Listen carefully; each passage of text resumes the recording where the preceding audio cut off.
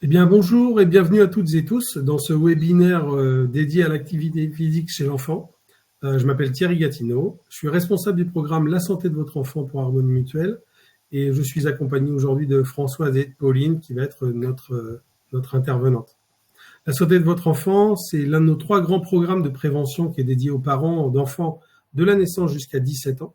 On a 2 autres programmes qui sont consacrés en inclusion et gratuitement proposés aux adhérents d'Harmonie Mutuelle, qui accompagne les adhérents à partir de 50 ans. C'est Demain s'invente aujourd'hui. Et puis, un programme récent 2024 qui est dédié à la santé féminine qui s'appelle Prenons soin des femmes.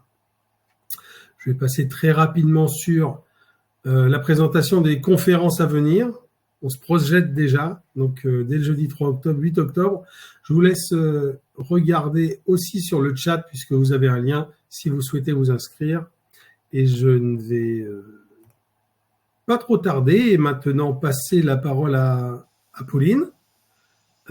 Pauline, c'est à toi. Merci Thierry. Eh bien, bonjour à tous. Je suis ravie d'être là aujourd'hui. Donc, pour me représenter en 2 mots, je suis infirmière puéricultrice de formation depuis bientôt 17 ans et je suis consultante en parentalité, donc voilà, spécialisée principalement sur le sommeil et l'alimentation des enfants. Et donc, j'étais ravie de pouvoir aussi faire ce webinaire sur l'activité physique, puisque voilà, si on le lie aux autres sujets, notamment à l'alimentation et au sommeil, mais c'est quand même un des piliers de la santé pour avoir des enfants en bonne santé. Donc voilà, aujourd'hui on va vraiment parler de alors, qu'est-ce que c'est que l'activité physique, mais surtout comment on peut le proposer aux enfants, quelles sont les recommandations, j'ai envie de dire, et pourquoi, quels sont les bienfaits de l'activité physique, et comment on va essayer de voir aussi les petites pistes pratiques, qu'est-ce qu'on peut proposer aux enfants en fonction de l'âge, et aussi comment on peut inclure toutes ces recommandations dans le quotidien, parce que c'est aussi un petit peu ça le plus difficile. Donc voilà, là vous avez un petit plan rapide de ce qu'on va voir ensemble pendant l'heure à venir. Donc on fera un petit peu de théorie, si je peux dire, sur voilà, qu'est-ce que c'est l'activité physique, à quoi ça sert pour le corps, quelle est la différence entre l'activité physique et le sport, revoir les notions aussi de sédentarité, d'inactivité physique, quelles sont les recommandations officielles, et ensuite comment on donne les bonnes habitudes aux enfants et qu'est-ce qu'on leur propose en pratique. Donc n'hésitez pas, il y a le chat qui est ouvert. N'hésitez vraiment pas à poser toutes vos questions au fur et à mesure.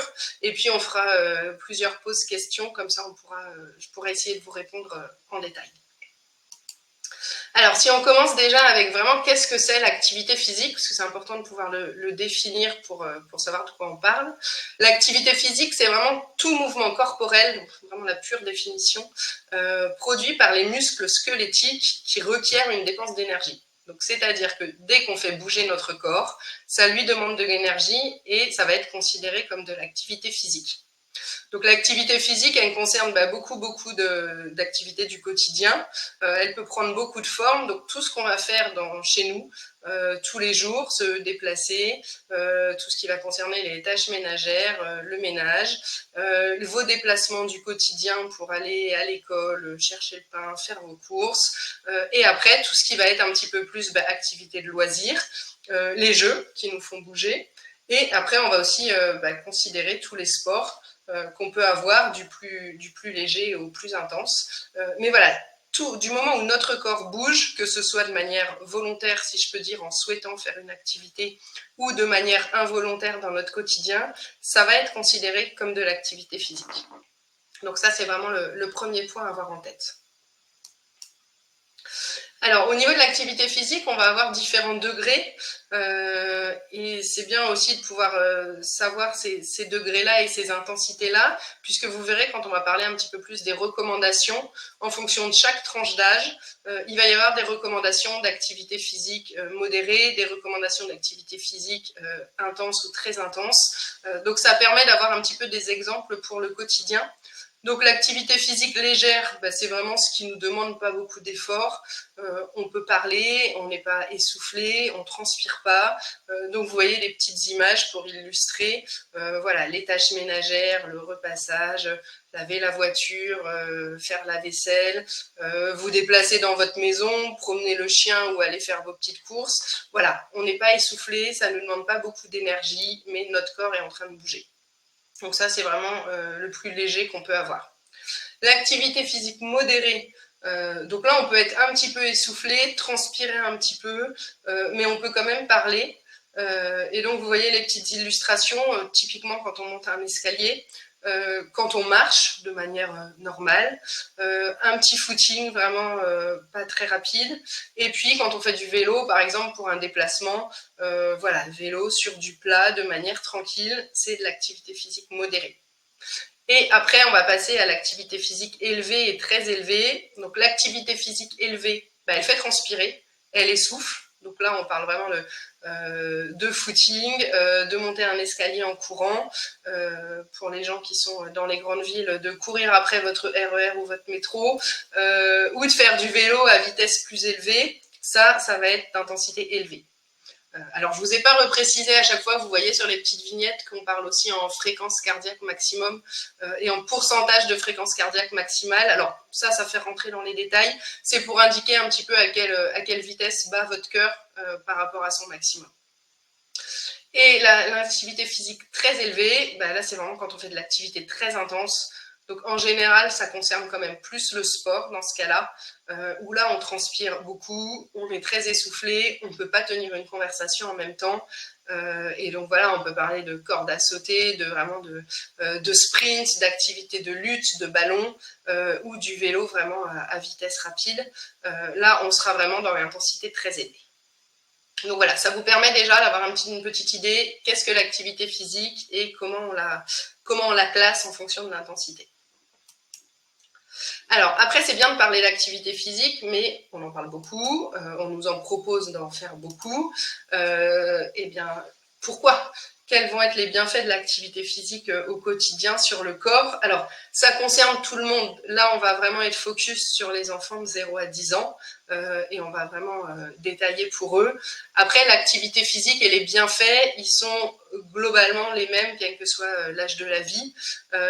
Donc voilà, je vais faire quand même le parallèle parce que ça me semble important puisqu'on parle de l'activité physique chez les tout petits et qu'on veut sensibiliser sur ce sujet, voilà, si on peut en profiter pour passer le message aussi pour les plus grands et pour nous tous, eh bien ce sera ça de fait. Donc au niveau vraiment physique, il y a une amélioration de la condition physique et de la santé cardiaque puisque ça c'est un peu le plus simple, on sollicite le cœur, on sollicite les muscles, on sollicite la forme physique en général, l'équilibre, la coordination. Donc voilà, vraiment au niveau corporel, il y a une bonne condition physique. Au niveau, si on reste sur le physique, au niveau des os, ça va augmenter et améliorer la densité osseuse parce que en stimulant au niveau osseux, les jonctions osseuses et là où s'accrochent les muscles, ça va venir stimuler la production de cellules osseuses.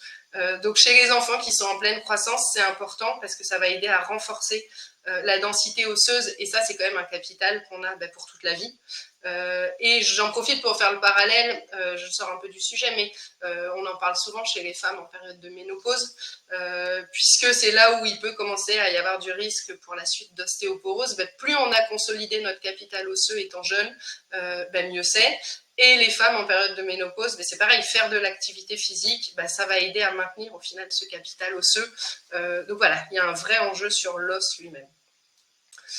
Au niveau des maladies, de manière générale, on va avoir une réduction du risque de maladie. Et c'est pareil, toute cette santé de base, on la construit pendant l'enfance. Donc on va réduire toutes les maladies cardiovasculaires, puisque forcément notre cœur est en meilleur état si on fait de l'activité physique régulière, mais aussi tous les cancers, le diabète donc, qui va être lié au sucre, l'obésité qui va être liée à la prise de masse grasse et au surpoids. Donc forcément, plus on bouge, plus on va réguler tout ça. Donc on éloigne toutes ces maladies. On éloigne aussi beaucoup de maladies neurodégénératives. Donc dans les plus connues, on a Alzheimer et Parkinson. Et en fait, ça va être grâce à toutes les hormones qu'on va pouvoir sécréter quand on fait de l'activité physique. Donc on va y revenir sur tout ce qui est apprentissage, mais la dopamine, la sérotonine, toutes ces hormones qui vont circuler et être libérées dans notre cerveau, ça va aider à prévenir au niveau des maladies neurodégénératives. Et donc globalement, qui dit moins de maladies, dit meilleure santé et dit diminution de la mortalité. Donc il y a un vrai enjeu de santé globale. Si on parle un petit peu plus sur le développement du cerveau de l'enfant, l'activité physique, ça va favoriser les apprentissages, améliorer la concentration, et on revient toujours avec toutes ces hormones qu'on va pouvoir sécréter. Il y a aussi tout le flux sanguin quand on s'active qui va être augmenté au niveau du cerveau. Donc plus notre cerveau est irrigué, mieux il fonctionne. On va revenir aussi sur tout ce qui est qualité de vie, mais le sport, l'activité physique, ça nous fait aussi baisser le niveau de stress. Donc moins on est stressé, plus on peut être concentré et bien dans son corps et bien dans sa tête pour apprendre. Donc voilà, par tous ces mécanismes, on a des capacités d'apprentissage qui sont favorisées. On a bien sûr une diminution du risque de surpoids et d'accumulation de masse graisseuse, puisque voilà, on en revient toujours à si on bouge et qu'on dépense de l'énergie, notre corps consomme de l'énergie et consomme ce qu'on a mangé, et du coup, il évite de surstocker. Donc, bien sûr relié à l'alimentation et à une nutrition équilibrée. Et une amélioration globale de la qualité de vie, alors plutôt au niveau psychologique et bien-être. Alors, on en revient toujours à nos petites hormones, parce que les endorphines sont les hormones du bien-être. La sérotonine, c'est aussi une hormone qui va nous apaiser, qui va être l'hormone des projets, de se sentir bien. Donc voilà, on a un cerveau et un bien-être, j'ai envie de dire, plus équilibré. Et on voit aussi du monde, et notamment chez les enfants, ça les aide à se socialiser, à avoir des relations amicales, à être motivés aussi. Alors là, je parle plus quand ils font par exemple du sport, mais être motivés d'aller retrouver les copains au sport, d'aller avoir des enjeux autour de cette activité. Donc voilà, on a vraiment un bien-être global, et ça c'est quand même important tout au long de la vie. Et un meilleur sommeil, j'en parlais un petit peu au début du pilier de santé qui est le sommeil, mais moins on est stressé, mieux on dort. Et quand on a bougé, quand on a un corps qui est équilibré, on a une fatigue saine, et du coup ça favorise aussi le sommeil. Donc voilà, donc c'est assez global, mais vous voyez qu'au final, à tous les niveaux, on a vraiment des bienfaits de faire de l'activité physique au quotidien, et ça vraiment on peut le transposer chez l'adulte, parce que quand on fait de l'activité physique sur le quotidien, nous aussi adultes, en règle générale, on se sent mieux. Et l'enjeu qu'on va voir aussi, c'est comment on propose l'activité physique aux enfants pour que ça leur plaise et qu'on leur donne envie, et qu'on en fasse petit à petit une habitude de vie. Alors, j'ai parlé un petit peu de sport juste avant, et on va voir un petit peu, est-ce que l'activité physique et le sport, c'est la même chose ou non? Alors, le sport, c'est vraiment un sous-ensemble de l'activité physique, où on va chercher à adhérer à un ensemble de règles ou à un objectif particulier. Que ce soit du sport loisir ou du sport de plus haut niveau, ou du sport en groupe, peu importe. Même quand on en fait soi-même pour le plaisir, il y a quand même un objectif, alors ou qu'on se fixe soi-même ou qui est fixé par l'organisme où on est. Mais voilà, il y a un objectif quand on fait du sport, on a une démarche d'aller faire du sport, et il y a un ensemble de règles qui sont différentes en fonction de chaque sport. Donc, vous voyez que ça ne correspond pas à l'activité physique générale, puisque quand on est à la maison, qu'on se déplace, qu'on fait le ménage ou qu'on va chercher le pain, on a un objectif, certes, mais on n'a pas un objectif par rapport à cette activité physique particulière. Donc, on a vraiment deux choses différentes. L'activité physique n'est pas forcément du sport. Par contre, le sport est forcément de l'activité physique, puisque ça fait une dépense d'énergie au corps. L'objectif global, c'est vraiment de bouger. Alors, on reverra qu'à un moment, le sport est aussi important pour pouvoir passer en activité physique élevée et pour pouvoir demander une dépense d'énergie plus importante. Mais l'objectif numéro 1, c'est de faire bouger les enfants, que ce soit avec du sport ou dans le quotidien. On a vraiment cet objectif qui était le titre de la diapo, faisons bouger les enfants. Alors, pour revenir un petit peu sur les contraires de l'activité physique, on va parler de sédentarité et d'inactivité. Donc, c'est deux mots qui peuvent ressembler et paraître un petit peu le même concept. Après, mine de rien, ils sont différents. La sédentarité, c'est vraiment des situations où on est éveillé, mais où on ne dépense pas d'énergie, ou très peu. Notre métabolisme de base, donc notre corps, pour fonctionner, il dépense tout le temps de l'énergie, même quand on dort. Il y a vraiment le fonctionnement du corps qui nous demande de l'énergie. C'est notre métabolisme basal. Mais quand on est sédentaire, voilà, il y a uniquement ce métabolisme. Le corps ne va pas dépenser d'énergie pour faire des mouvements. Donc ça correspond à tous les moments de la journée où on est assis, on est couché, on est dans le canapé à regarder la télé, on est en train de travailler sur ordinateur, en train de manger. Voilà, tous ces moments-là ne vous requièrent pas d'énergie, donc c'est des moments de sédentarité. L'inactivité, elle concerne vraiment le fait de ne pas atteindre les recommandations d'activité physique. Donc un enfant et un adulte, c'est valable aussi, hein, qui va quand même faire du mouvement au quotidien, mais qui n'atteindra pas les objectifs fixés pour son âge, on va le considérer comme inactif. Donc c'est deux sujets différents. On a vraiment un objectif commun pour ces deux sujets. Au final, c'est de les limiter au maximum. La sédentarité, ben, on veut diminuer au maximum les moments de sédentarité. Et l'inactivité, ben, on veut essayer de la diminuer aussi, de la supprimer aussi, pour passer sur des enfants qui sont actifs et qui atteignent les recommandations d'activité physique pour leur âge. Alors vous verrez, il y aura toujours des moments de sédentarité, il y aura toujours les moments de repas, des moments où on est assis, l'école, les devoirs, il y en a quand même beaucoup, hein, les moments de déplacement. Ce qu'on va chercher à avoir, ben, c'est des moments les moins longs possibles à la suite, en essayant voilà, de bouger entre-temps, et puis de ne pas étirer ces moments, et on y reviendra, notamment les moments d'écran, les heures et les heures où les enfants peuvent rester voilà, dans un canapé, au sol, sans bouger. Ce qu'on veut, c'est essayer de diminuer ces moments-là pour favoriser les moments où ils vont être en mouvement. Alors, quelques petits chiffres, juste parce que je trouvais ça quand même intéressant de les avoir en tête. Chez les enfants de 6 à 10 ans, on considère qu'il y a quand même près de 40%, donc 37% pour être précis, d'enfants qui vont être considérés inactifs, donc qui n'atteignent pas les recommandations qui ont été fixées par l'OMS. Donc ce qui est quand même pas mal. Sur un âge quand même où les enfants sont censés jouer, bouger, courir, on est déjà à pratiquement 40% d'enfants qui ne bougent pas assez. Et donc si on parle des adolescents, là on passe à 73% de jeunes qui n'atteignent pas les recommandations pour leur âge, donc ce qui est quand même assez énorme. Et l'objectif, c'est vraiment de pouvoir faire baisser au maximum ces chiffres-là. Excusez-moi.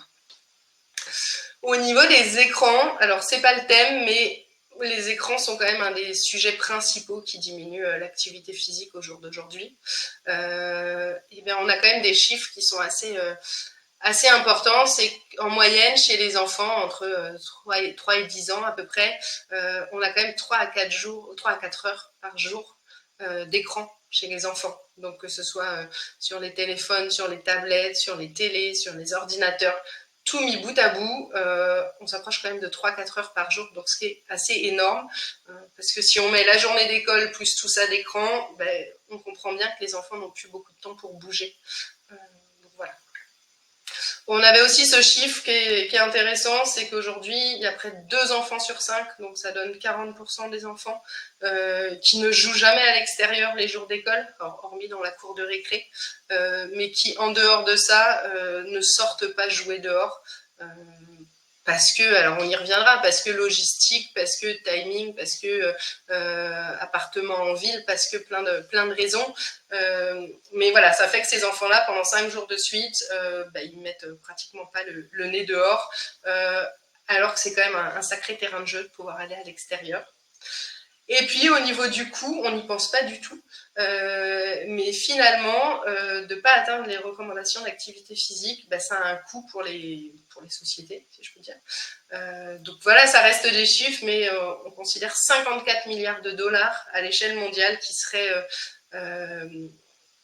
engendrés par le manque d'activité physique. Donc avec tout ce qu'on a vu avant, avec tous les développements de maladies, tout ce qui va être aussi santé psychique, voilà, tout ce qui va être lié à la santé est dû à l'inactivité.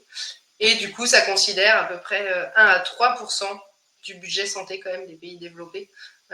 Donc ce qui est quand même pas mal, et ce qu'on n'imagine pas forcément quand on veut parler d'activité physique.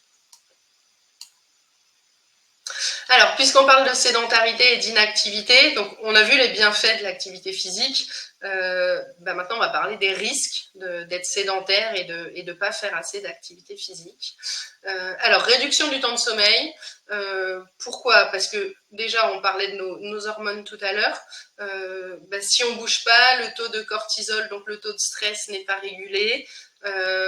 On est moins fatigué si on n'a pas bougé, donc on dort moins. Ou on dort moins bien. Et si on dort moins bien ou si on dort moins, on va être plus fatigué, donc on aura moins envie de bouger. Et on rentre dans un cercle où plus je suis fatiguée, moins je bouge, moins je dors bien, et on reste dans ce cercle-là, qui n'est pas forcément le meilleur pour la santé.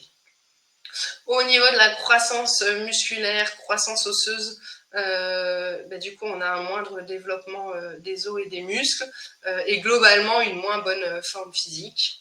On a un risque d'augmentation donc, de toutes les maladies dont on a parlé tout à l'heure. Du coup, avec moins de sécrétion d'hormones, avec plus de surpoids, moins de régulation des sucres. Donc, on augmente notre risque général de maladie. On augmente aussi tout le risque de compulsion alimentaire, de grignotage, de tendance à aller vers le sucré. Si on passe beaucoup d'heures posées devant la télé, forcément, on est plus tenté de manger que quand on va jouer ou marcher au grand air.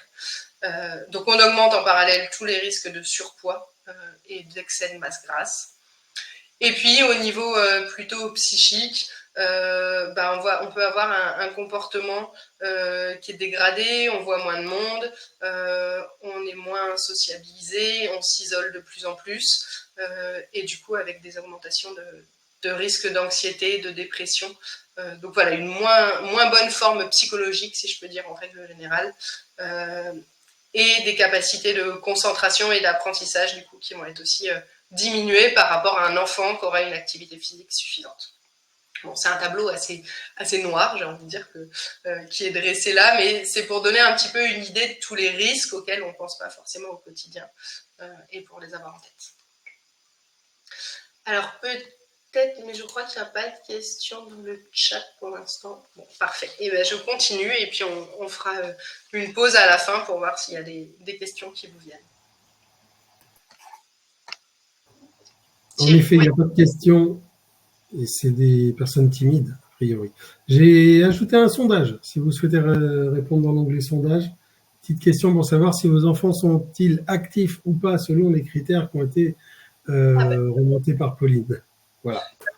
Je te laisse continuer. Merci Thierry. On va venir aux recommandations justement selon l'âge, donc vous pourrez voir et répondre au sondage en fonction. Alors, on va parler un peu plus en pratique. Voilà, là, je vous ai parlé un peu de théorie. Maintenant qu'on sait exactement de quoi on parle, quelles sont les recommandations générales? Donc, on va avoir des recommandations à l'international, donc qui sont éditées par l'OMS, donc l'Organisation mondiale de la santé, qui propose comme recommandation les durées d'activité physique et de sédentarité en fonction des tranches d'âge et des catégories de population. Donc, on va les détailler juste après, mais c'est vraiment l'OMS qui va nous guider sur ces volumes horaires. Et après, il y a une proposition globale de l'OMS, alors qui est générale, parce que l'objectif, c'est que ça puisse s'adapter à tous les pays. Donc, ça va être à chaque pays, à chaque société de pouvoir prendre ce qu'elle a à prendre pour essayer de créer ça, c'est de créer des sociétés actives, donc on encourage le mouvement dans nos sociétés, de créer des environnements actifs, donc justement qu'on favorise l'activité physique, que ce soit à l'école, au travail, dans les déplacements, qu'on tente de plus en plus vers des environnements qui nous aident à nous activer, qu'on donne envie, qu'on favorise l'activité physique, et qu'on crée globalement des systèmes qui sont actifs au quotidien plutôt que d'être dans l'inactivité. Au niveau vraiment national, donc en France, ça va plutôt être le PNNS, donc le Plan Nutrition Nationale Santé, et l'ANSES, qui est l'Agence nationale de sécurité au niveau environnement alimentaire, donc qui, eux, vont recommander de favoriser globalement la pratique d'activité physique, d'encourager la réduction des comportements sédentaires et donc globalement de promouvoir la pratique d'activité physique et la réduction de la sédentarité en même temps. Donc on a vraiment ces ces deux marqueurs-là. Au niveau des propositions vraiment mince, je perds mes mots, réelles qui ont été mises en place notamment dans les établissements scolaires. Donc il y a sûrement des choses que vous connaissez selon l'âge de vos enfants. Il y a un programme de 30 minutes d'activité physique par jour qui a été mis en place il y a quelques années dans les écoles primaires. Donc voilà, ça c'est vraiment proposé chaque jour à tous les enfants de primaire d'une manière ou d'une autre pour qu'ils aient au minimum ces 30 minutes d'activité physique dans la journée. Il y a des programmes au niveau de l'aisance aquatique, donc c'est dès la grande section où on va proposer aux enfants d'aller à la piscine pour justement qu'ils soient à l'aise dans l'eau, qu'ils prennent un petit peu goût à être dans l'eau.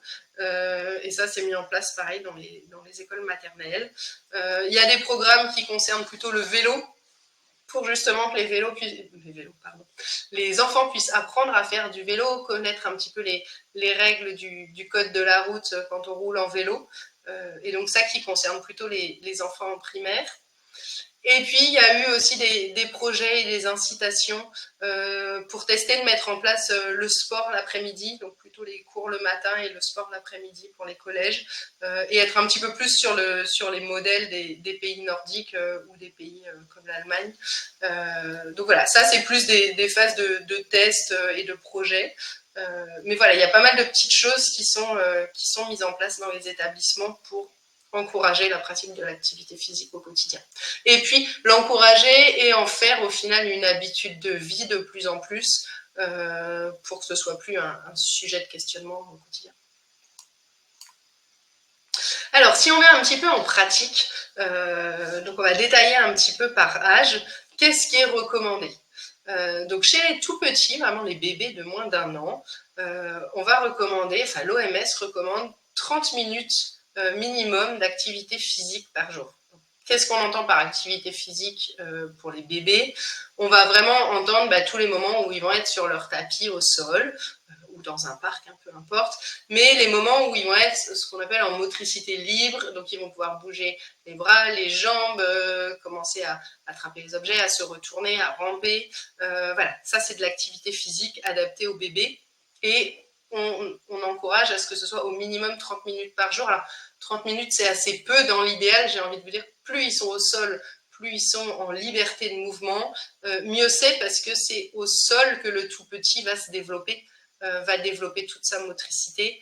Donc voilà, plus il passe de temps à s'entraîner, entre guillemets, mieux c'est.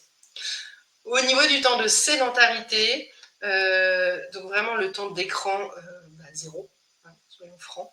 Et le temps où il reste assis, immobilisé, on va vraiment essayer que ce ne soit pas plus d'1 heure par jour pour justement favoriser la mobilité au maximum. Alors, on sort un petit peu de l'activité physique, mais chez les tout-petits, il y a aussi le risque de tête plate qui va être augmenté s'ils passent beaucoup de temps dans un transat, dans une poussette à la suite. Donc voilà, on essaye de limiter à des tranches d'1 heure maximum les moments où bébé est complètement immobilisé. Et puis, l'OMS va aussi encourager à ce qu'il y ait suffisamment de sommeil sur 24 heures. Donc, vous voyez les chiffres, alors qu'ils sont des moyennes, mais entre 14 et 17 heures pour les tout petits de moins de 3 mois. Donc, avec des siestes régulières en journée. Et entre 12 et 16 heures, entre 4 et 12 mois.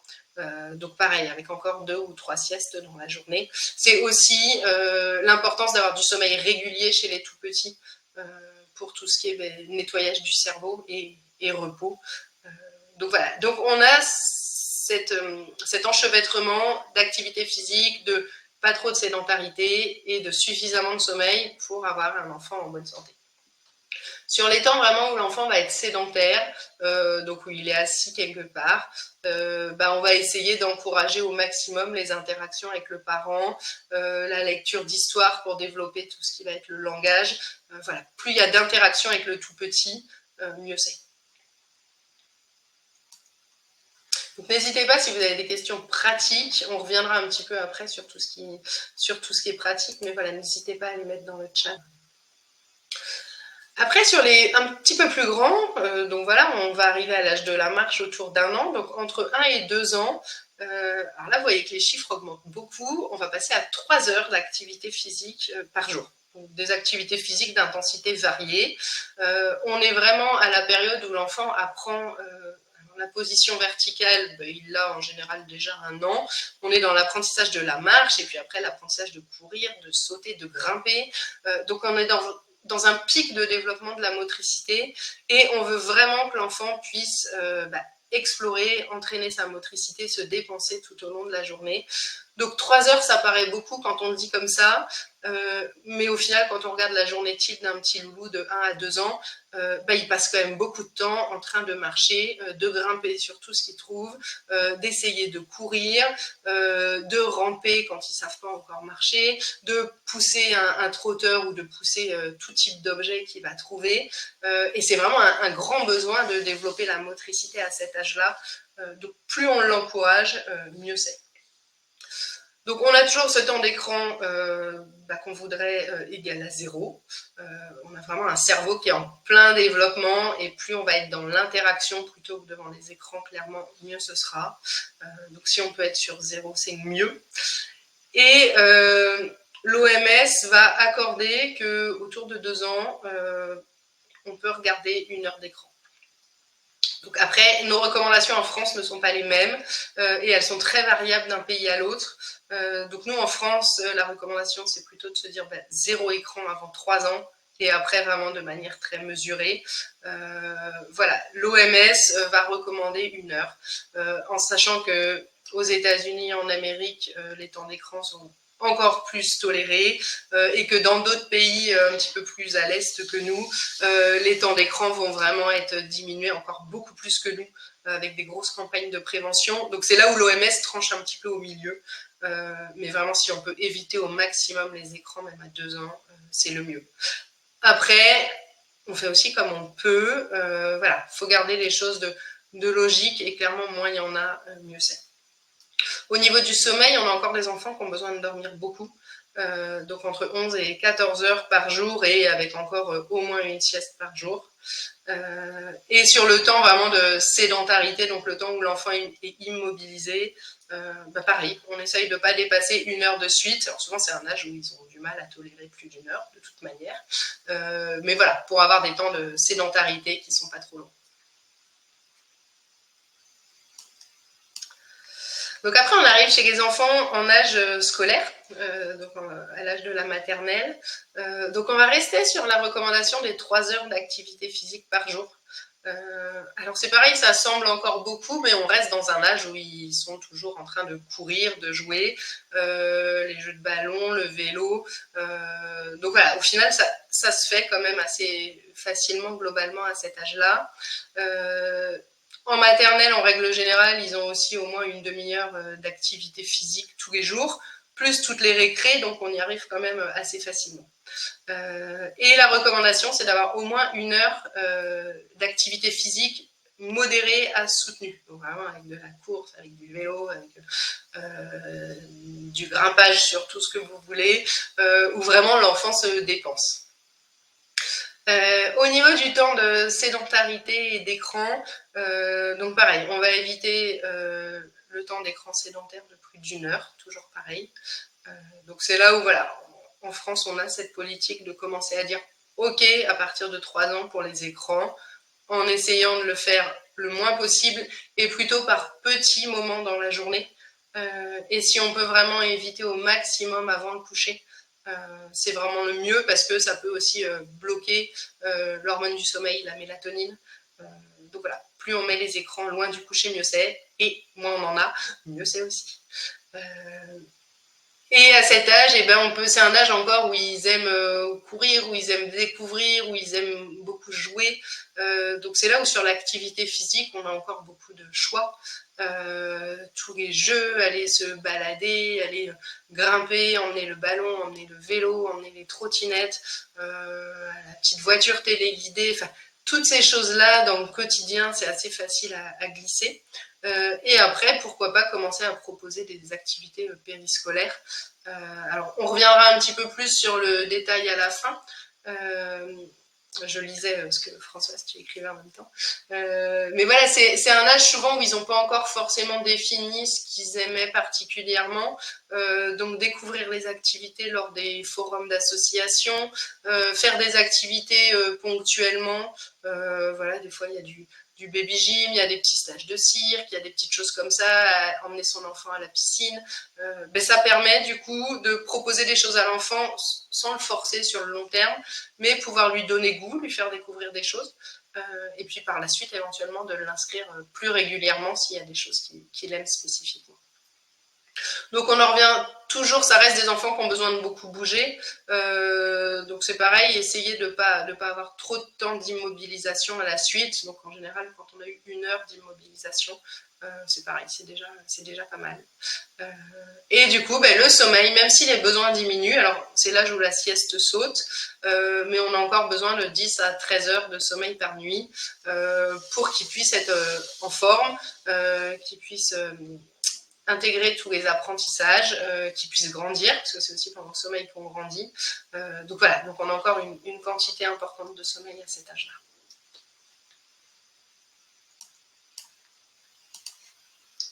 Et chez les plus grands, entre 5 et 10 ans, donc nos enfants de primaire, on va un petit peu changer les recommandations.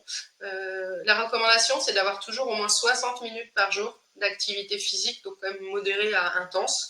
Donc encore pas mal d'activité physique. Alors, les récrés vont encore nous aider pas mal à l'âge de la primaire, mais c'est pareil, plus on en profite aussi quand les enfants sortent de l'école, mieux c'est. Et il y a vraiment une recommandation de au moins 3 fois par semaine d'avoir des activités physiques vraiment intenses pour développer vraiment le système musculaire, le système cardio-respiratoire, développer l'endurance. Donc voilà, là on passe vraiment dans une phase où on veut que l'enfant ait des activités physiques intenses plusieurs fois dans la semaine. Et on a toujours cette limite du temps de sédentarité, et j'ai envie de dire que ça, on va la garder tout au long de la vie. Que ce serait valable aussi pour nous adultes. Alors après, dans la vie quotidienne, entre l'école, les cours pour les plus grands et le travail pour les adultes, quand c'est sur ordinateur, c'est très dur de limiter les temps de sédentarité. Mais vraiment, moins on passe de temps assis, immobile à la suite, mieux c'est. Et encore plus sur le temps d'écran pour les enfants. Essayer de rester sur 1 heure jusqu'à 5-6 ans, et puis d'autoriser 2 heures passé 6 ans, mais moins on en a, mieux c'est sur la journée. Après, alors je développe un peu sur les écrans, qui n'est pas le thème direct, mais qui est quand même en gros lien avec la baisse de l'activité physique. C'est que les temps d'écran, au jour d'aujourd'hui, on est quand même dans une société qui utilise beaucoup les écrans. Enfin, nous, adultes, au quotidien, on les utilise quand même beaucoup. Donc forcément, on a des enfants qui sont imprégnés aussi par les écrans. C'est d'essayer de garder des moments qui sont assez courts à la suite, d'avoir des contenus qui sont intéressants et d'utiliser des choses ludiques et qui vont aller dans le sens des apprentissages. Donc, si on peut favoriser des jeux sur tablette, des choses intéressantes pour les apprentissages, oui, les écrans, ils trouvent leur place dans le quotidien. Et on a aussi le droit aux dessins animés, aux choses de détente. Mais en essayant que ça ne remplace pas petit à petit tous les temps de jeu en extérieur au profit des écrans. Et au niveau du sommeil, on diminue encore, mais entre 9 et 11 heures par nuit à peu près. Donc ce qui fait encore pas mal de sommeil à cet âge-là. Donc voilà un peu, ça c'est les grandes recommandations qui sont proposées par l'OMS. Alors, je pense que vous avez déjà un petit peu compris depuis le début de la présentation pourquoi on veut donner le goût de l'activité physique aux enfants.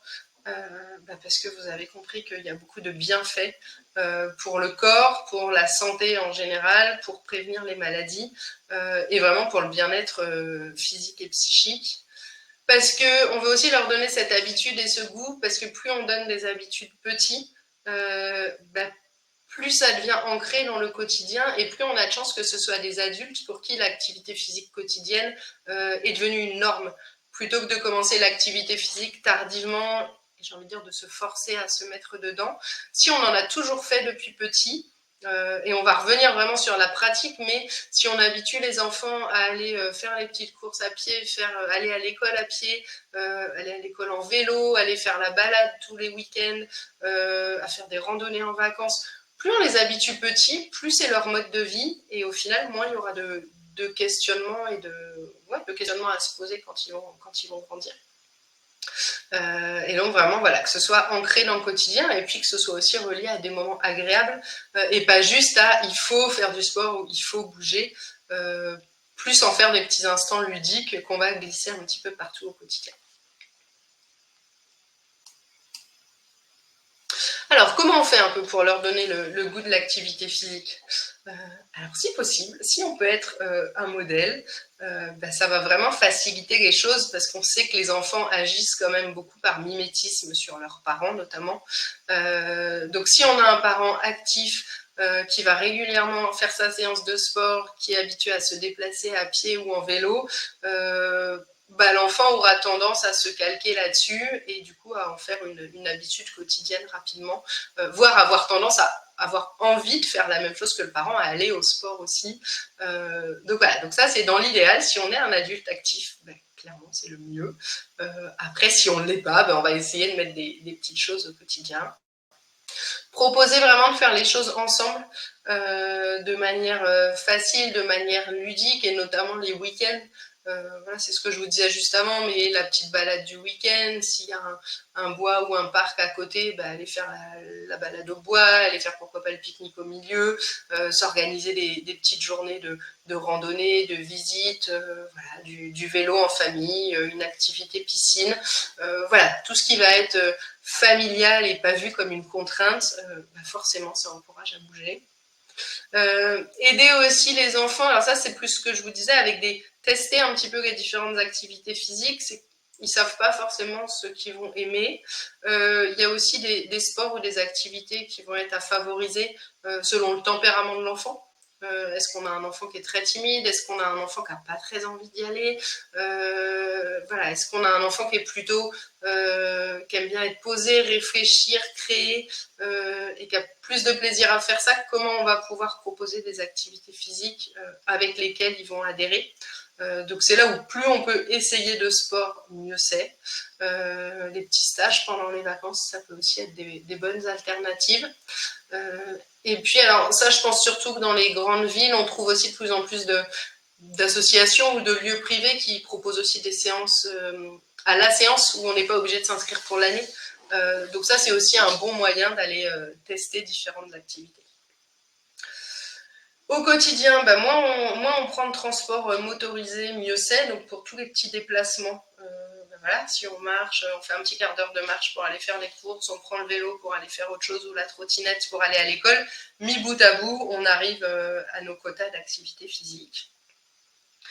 Essayez, si on inscrit les enfants à des activités, de se simplifier la vie pour s'y tenir et que ce soit pas trop lourd au niveau des plannings pour les enfants. Parce que le risque, sinon, c'est qu'au bout de quelques mois, ils se lassent. Donc voilà, si vous avez un enfant qui est fatigué le soir en sortant de l'école, évitez les activités en fin de journée. Priorisez le mercredi ou le samedi. Voyez si vous pouvez vous organiser avec d'autres parents ou caler ça à des moments où vous pouvez aller, je ne sais pas, faire vos courses, travailler sur votre ordinateur pendant ce temps-là.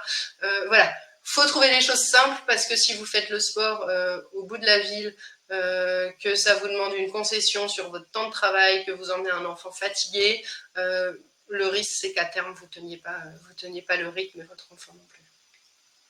Encourager les enfants, alors j'ai mis, ça peut sembler évident, et on peut se poser un peu la question de pourquoi, mais les petits marchent quand même beaucoup aux encouragements, aux félicitations, et voilà, et leur apprendre que l'activité physique ou le sport, on le fait aussi pour le progrès qu'on va faire, pour ce qu'on ressent, et pas forcément attendre des résultats. Et donc plus vous leur inculquez ça, plus ils y prendront de plaisir. Et voilà, pouvoir les féliciter à chaque fois qu'ils ont réussi quelque chose, à chaque fois qu'ils ont fait la démarche de faire un effort. Et voilà, mettre en avant tous les progrès, c'est des choses vraiment qui vont les motiver à avancer.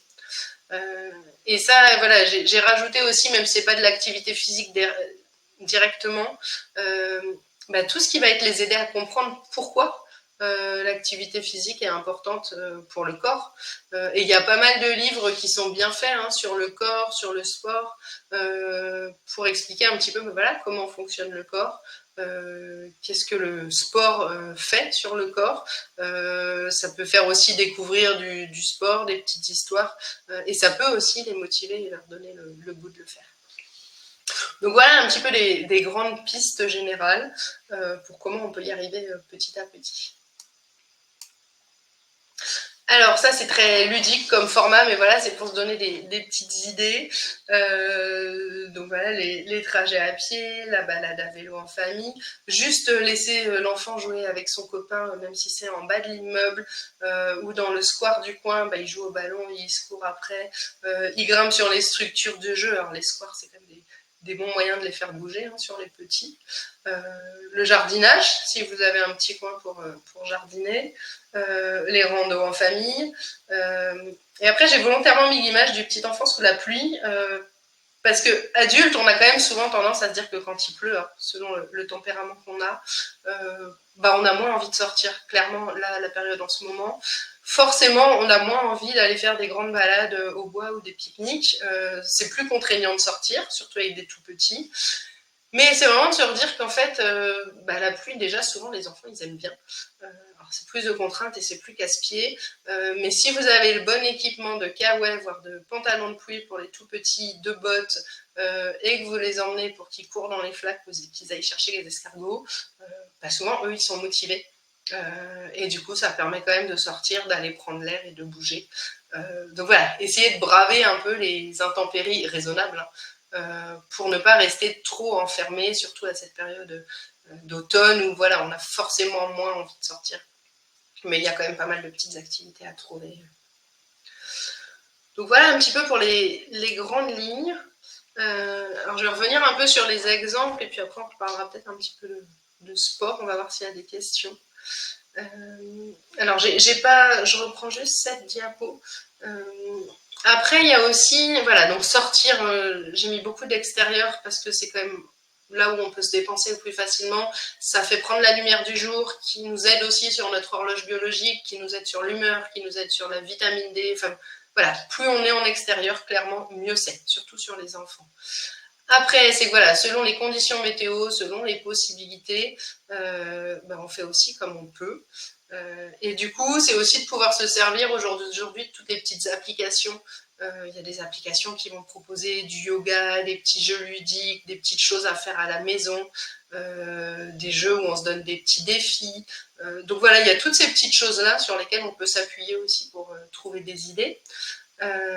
Et puis il y a aussi tous les jeux pour les plus grands là, mais comme Pokémon où on va aller chercher des choses, tous les jeux de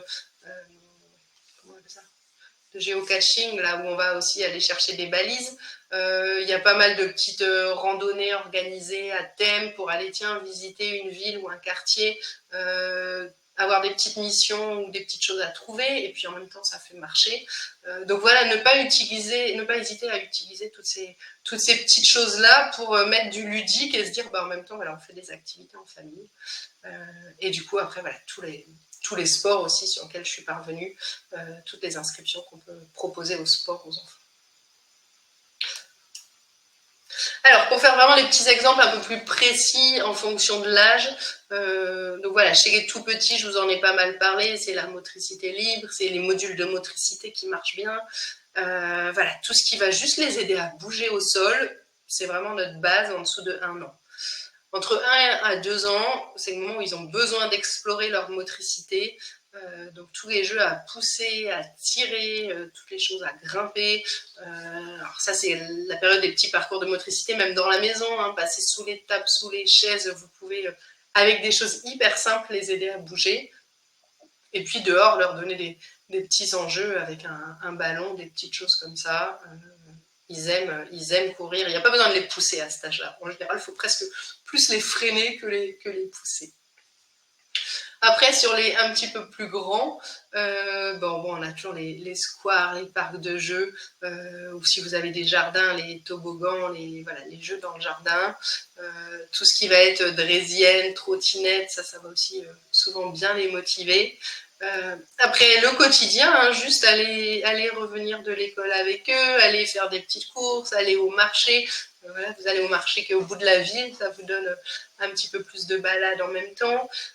Et puis, tous les petits moments, vous pouvez leur proposer effectivement de la danse à la maison, des petits moments de yoga, toutes ces petites choses-là, toutes simples, mais vous pouvez leur proposer. Et puis pour les plus grands, on va revenir à toutes ces choses-là, mais on va pouvoir aussi aller vers des activités un petit peu plus encadrées et vers vraiment des activités de loisirs ou de sport. Et puis des choses un petit peu plus spécifiques, de l'acrobranche, des parcours en forêt, des choses comme ça là qui sont plus élaborées, qui seront sûrement un peu plus exceptionnelles, mais où sur les week-ends, on peut aussi arriver à s'organiser pas mal de petites activités sportives. Voilà un petit peu. On va venir sur les questions et puis après je vous rajouterai des petites choses éventuellement. Donc globalement, ce qu'on veut, c'est arriver à avoir un équilibre entre une hygiène de vie correcte, une bonne alimentation, un sommeil suffisant, qui est quand même une base à leur âge, de l'activité physique, des temps de loisirs, trouver un petit enchevêtrement de tous ces éléments. Pour que le quotidien soit régulé, équilibré, et puis que ça corresponde aux besoins de l'enfant et de la famille. Alors, on va peut-être prendre s'il y a des questions. Françoise, tu veux... Hop, pardon. Oui, je demandais à ce que chacun et chacune puisse un petit peu partager quelles étaient leurs astuces à elles. Donc, Julia nous partage le fait de faire du volley. Estelle a, grâce à Internet, la possibilité de faire des comptines sur lesquelles il y a des gestes qui sont apposés que les enfants doivent reproduire, ce qui, a priori, donne un fou rire assuré en famille. Et Elodie, elle va chercher le pain avec sa fille en vélo dans son village et elle la désigne comme étant le guide. Et le guide, après, elle peut faire des chemins de traverse et allonge donc le parcours pour pouvoir après, au bout du bout, amener le pain à la maison au bout d'1 heure. Super, non, c'est des super idées. Et je voyais Estelle, que vous disiez qu'effectivement le soir c'était plus compliqué de sortir, mais que sur les coussins, sauter sur les coussins, c'est une activité. Mais c'est ça. Après, l'idée c'est vraiment de trouver toutes ces petites choses. Après, moi, j'ai une enfant de 5 ans aussi, donc je vois bien. Mais les petites activités de yoga à la maison, effectivement, ça marche bien. Et l'astuce, effectivement, d'aller chercher le pain, mais de faire la petite balade avant avec la boulangerie en fin de parcours, elle marche super bien. Donc ça, c'est des petites choses sympas. Après, sur les activités, il y a pas mal d'activités maintenant aussi parents-enfants. Je sais qu'il y a de plus en plus de Zumba par enfant, de yoga par enfant, donc ça, c'est des choses assez sympas. Alors là, on passe plus sur des choses qui financièrement demandent à chaque fois des contributions, mais essayez aussi de profiter de tous les forums et de toutes ces choses-là. C'est des bonnes options au quotidien. Super, merci pour tout ce qui a été proposé. Vélo toute seule et bébé la queue en moi. Oui, parce que j'avais marqué voler, j'ai dit voler. Elle voulait dire vélo. Oui, c'est parfait, c'est une maman active, donc ça donnera le modèle pour la suite. Super, merci pour les partages. Après, il nous reste quelques minutes. Alors, oui. J'ai pas rebondi un petit peu plus sur tout ce qui était sport spécifiquement. Selon les tempéraments des enfants, on a des enfants qui sont plus timides. Des fois, c'est plus compliqué d'aller vers un sport. Il y a peut-être des sports plus individuels comme la natation, comme l'équitation chez des enfants très réservés avec un contact avec l'animal. Ou essayer de trouver des choses un peu plus à leur image. Des enfants qui ont un trop plein d'énergie, aller plus vers des choses qui les font courir, vers le foot, vers les jeux de ballon, tout ce qui va vraiment les aider à se dépenser.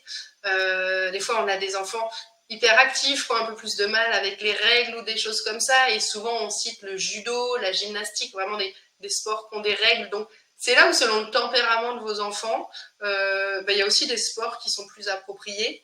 Et chez des enfants qui n'ont pas très envie d'aller faire du sport, qui n'aiment pas trop ça, parce qu'il y en a aussi, on peut utiliser aussi le ludique, par exemple le cirque, la danse, la zumba, des choses où on a moins l'impression d'aller faire du sport et au final on en fait autant, et on amène les choses d'une autre manière. Donc voilà, c'est là où plus vous testez, plus vous trouverez aussi ce qui leur convient.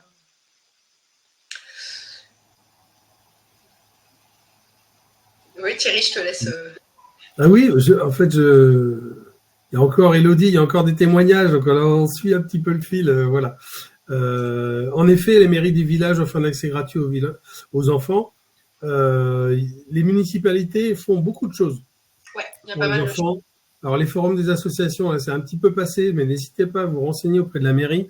Il y a parfois des activités qui sont gratuites, qui sont organisées par la mairie, ou alors à des tarifs dérisoires et qui permettent assez facilement d'avoir des activités de groupe et des activités physiques. Voilà.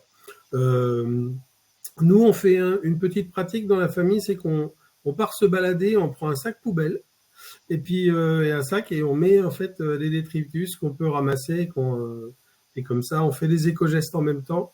Ça permet de passer quelques petits messages. Voilà, c'est des petites actions qu'on fait de notre côté. On en revient en modèle. Oui, exactement. Donc, on arrive à la fin de ce webinaire. Merci à toutes et tous d'avoir participé, posé vos questions, etc. Vous allez recevoir, dès que ça va se terminer, vous allez recevoir un questionnaire de satisfaction et la possibilité d'accéder au replay, évidemment, de l'événement. On va vous souhaiter, avec Françoise et Pauline, de passer une très belle après-midi et on vous remercie encore pour votre participation. N'hésitez pas non plus à participer au prochain webinaire. Je vous mets un petit lien rapide que vous pourrez cliquer pour y accéder. Et Françoise, elle tape dans les mains. Moi aussi, je tape dans les mains. Merci Pauline pour cette intervention super intéressante. Et on vous dit à toutes et tous à très bientôt. À très bientôt. Harmonie Mutuelle. Merci, au revoir. Bien, merci. Au revoir. Bonne journée à tous. Au revoir.